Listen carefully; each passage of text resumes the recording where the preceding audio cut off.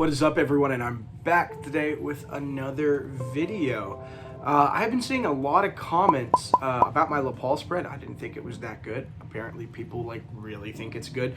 So I was like, you know what, screw it. We haven't done a tutorial on the channel in a hot minute. And so today I'm going to be teaching you how to do a Lepaul spread.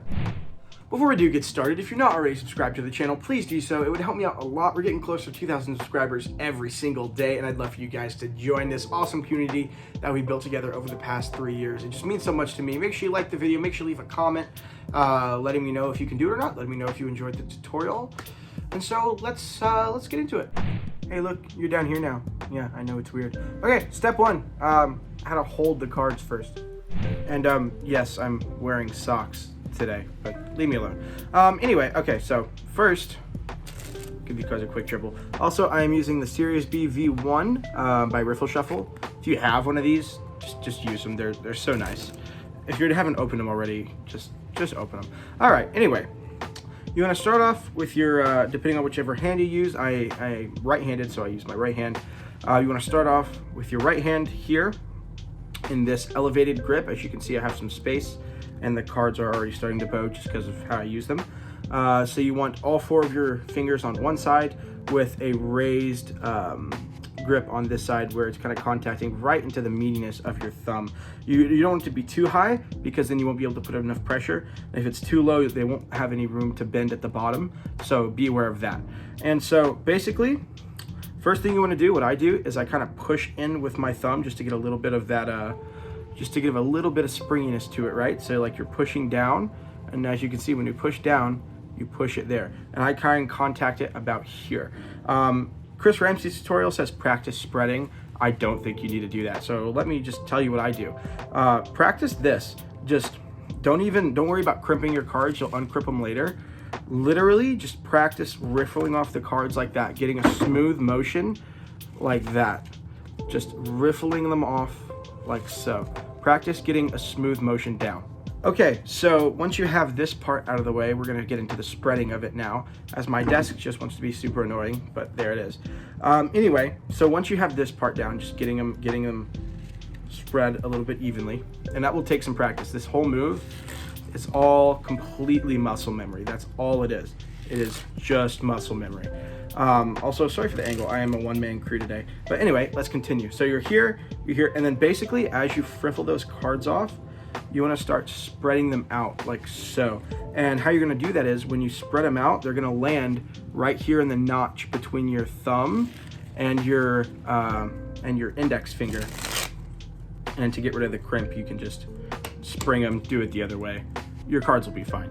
Basically, you're here, and then as you shuffle them, you kind of want to pull away on this corner, which is where I put my thumb. So right here, put your thumb here, pull away on that corner, okay?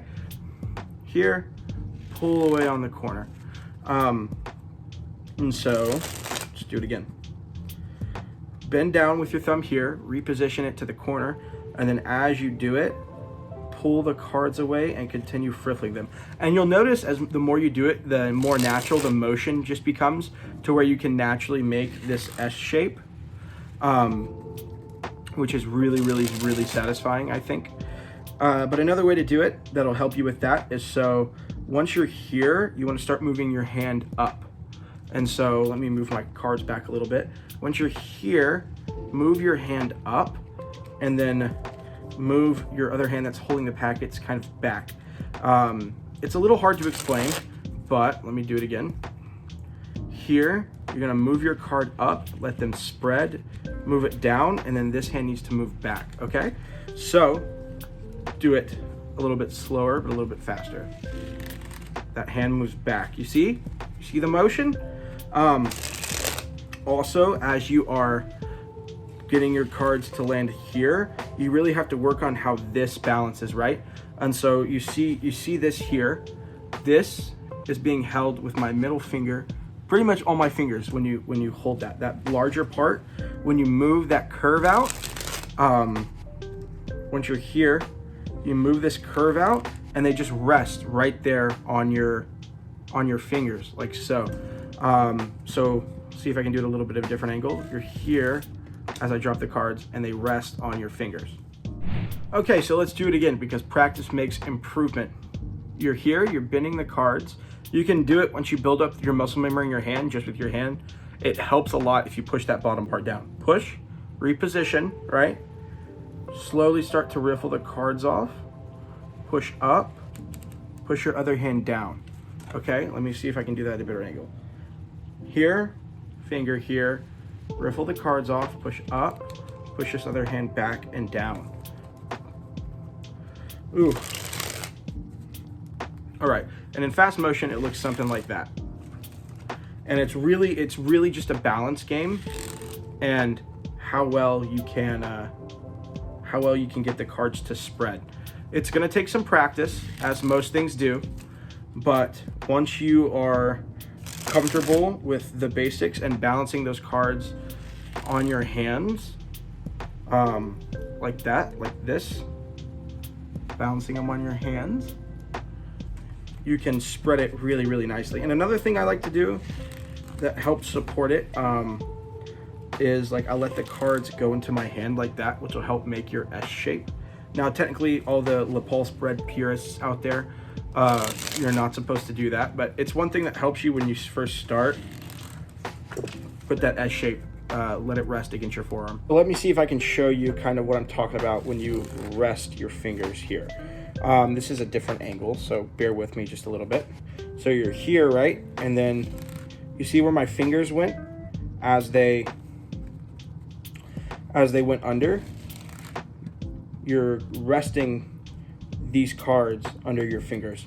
And it's just gonna take muscle memory. All it is just practice and learning how to do it. But again, it just gets a lot easier over time and as you learn to do it. So just some refreshers before we do leave today. Make sure that you're not putting a lot of pressure on the deck when you squeeze it. Make sure that you just get the right amount of springiness to where the cards will move off with your thumb as you move it away. Another tip I can also offer you, that balancing part seems to be really hard. Just like, I don't have big fingers, and so I use my forearm to kind of learn, lean that S in and then swing it around with my other hand.